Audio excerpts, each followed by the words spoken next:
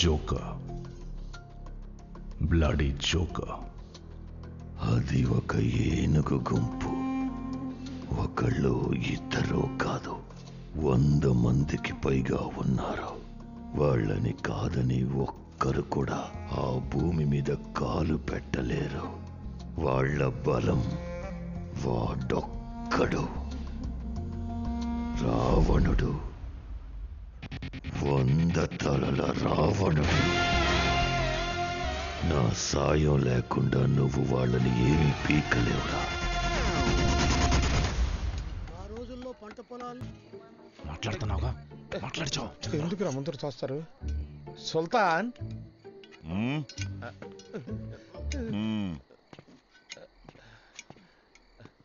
ఇక వ్యవసాయం వద్దులే బాసు, వైజాగ్ వెళ్ళిపోదాం. నేను కాదు, మనోళ్ళ మనసులో మాట. మనుషులనైతే వేసేయచ్చు కానీ పశువులు వేయగలమా? వైజాగ్లో అయితే షేర్ ఆటో నడుపుకొనైనా బతికేయచ్చు.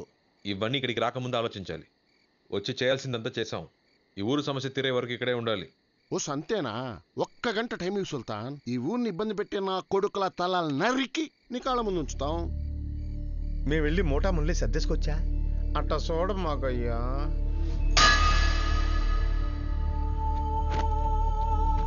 మళ్ళీ మళ్ళీ చెప్పను. నేను చెప్పే వరకు ఇక్కడే ఉండాలి. నేను చెప్పిందే చెయ్యాలి. లేదు మేము వెళ్తామని వాళ్ళు ఇటు రండి, కొట్టుకొని మరి తెలుసుకుందాం. ఒక్కడొచ్చినా సరే, అందరు వచ్చినా సరే, నేను రెడీ. ఎవరొస్తారు? జంగా, ఒక్కడు కదలకూడదు. ఎవడైనా కదిలాడో తోలు తీసే. తోలు తీయడానికి నేనేమన్నా అరటిపండు తొక్క? జై సుల్తాన్, జై సుల్తాన్, జై సుల్తాన్, జై సుల్తాన్. ఒరే జెండాకర్రా, ఏంట్రా? ఆంజనేయుడు భక్తి కూడా నీ భజన ముందు బలాదుర్రా. చిన్నప్పుడు స్కూల్లో గోడ కూర్చేయమంటే తిరగబడి రౌడీ అయినోడ్రా. కనీసం దానికైనా రెస్పెక్ట్ ఇవ్వరా? కొడితే మొగ 32 చెక్కలు అవుతుంది. టైమురా. ఆ పిల్ల వల్ల మనకి కష్టాలు తప్పవు, వేరే దారే లేదు. మరో దారుంది. మీరందరూ ఒప్పుకుంటే తనతో నేను తలపడతాను. వాణ్ణి నేను ఓడిస్తాను. సుల్తాన్ని ఓడిస్తావరా? ముందు నన్ను ఓడించరా.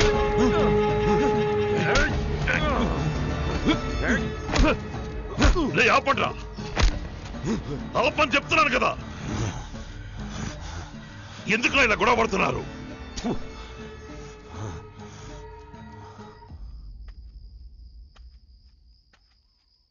మీ మనసులో ఏముందో నాకు అర్థం కావట్లేదు. దేనికోసం ఇదంతా? మన వాళ్ళని కష్టపెడుతూ, ఈ ఊళ్ళో వాళ్ళని కష్టపెడుతూ దేనికి? ఆ అమ్మాయి కోసమా? మన కోసం, మనందరి కోసం మావయ్య. ఏంటి? నిన్నటి వరకు ఒక 6 నెలలు ఈ ఊళ్ళో ఉండి వెళ్ళిపోదామని అనుకున్నా. కానీ ఈరోజు వీళ్ళకి వ్యవసాయమే కరెక్ట్ అని అనిపిస్తుంది. ఇక్కడుంటే వీళ్ళు తప్పు చేయరు. వీళ్ళందరినీ రైతులుగా మార్చేయాలి మావయ్య. రైతులుగా మారుస్తావా? వీళ్ళనా? మూర్ఖులు బాబు. మీరు సముద్రానికి ఆనకట్ట కడుతున్నారు. అది జరగదు. వీళ్ళు మారరు. వదిలేయండి సుల్తాన్. జీవితంలో మంచి అంటే తెలియని వాడే మావయ్య. ఎలా పడితే అలా బతుకుతాడు. ఒక్కసారి మంచి ఏంటో తెలిస్తే వాడికి బతకటంలో రుచి తెలుస్తుంది. నాకు మీరు 6 నెలలు టైం ఇవ్వండి. వీళ్ళు మారకపోతే నా మనసు మార్చుకుని మళ్ళీ బాంబేకి వెళ్ళిపోతాను. దానికి వీళ్ళు ఒప్పుకుంటారా? వాళ్ళకి తెలియక్కర్లేదు మావయ్య. నేను ఆ అమ్మాయి కోసమే ఇక్కడ ఉన్నట్టు అనుకోని. ప్రాబ్లం అది కాదు మావయ్య. మరి మనం ఈ ఊళ్ళో ఉండాలంటే కత్తి పట్టక తప్పదు. వీళ్ళని మార్చాలంటే వీళ్ళు ఇంకెప్పుడు కత్తి పట్టకూడదు. దీనికి పరిష్కారం ఏంటో నాకు తెలియట్లేదు.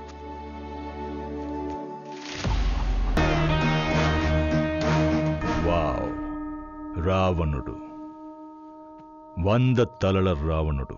జయేంద్ర చెప్పాడు, అప్పుడు నమ్మలేదు, ఇప్పుడు నమ్ముతున్నాను.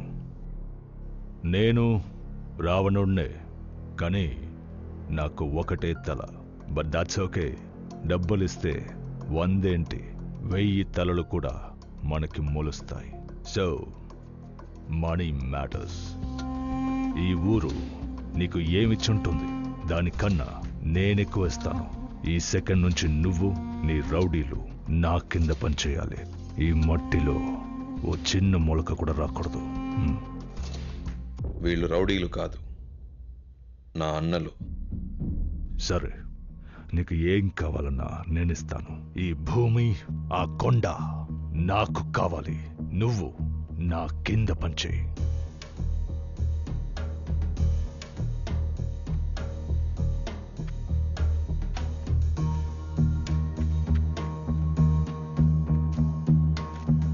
ఈ భూమి కొండ కావాలంతేనా? ఇమ్మని చెప్తా.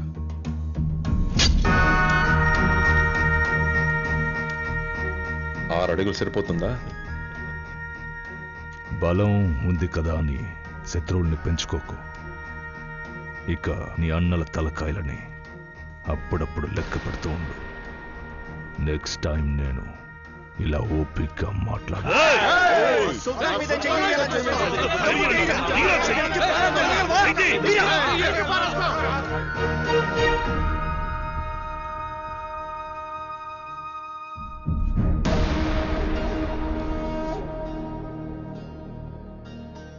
మీ వాళ్ళకి నా కోపమే తెలుసు.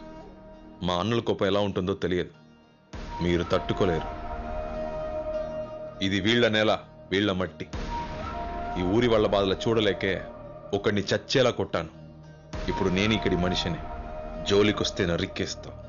ఇంకెప్పుడు ఇక్కడికి రాకు. వస్తే మళ్ళీ వెళ్ళాం.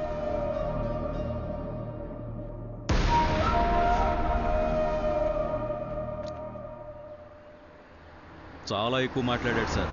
100 మంది వాడు వెనకాలన్నారన్న ధైర్యంతో ముందు వాళ్ళని లేపేయాలి సార్.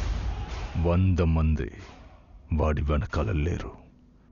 100 మంది ముందు వాడున్నాడు. పాముని చంపాలంటే తోక నరక్కూడదు, తల నరకాలి. వాడి తల నరకాలి.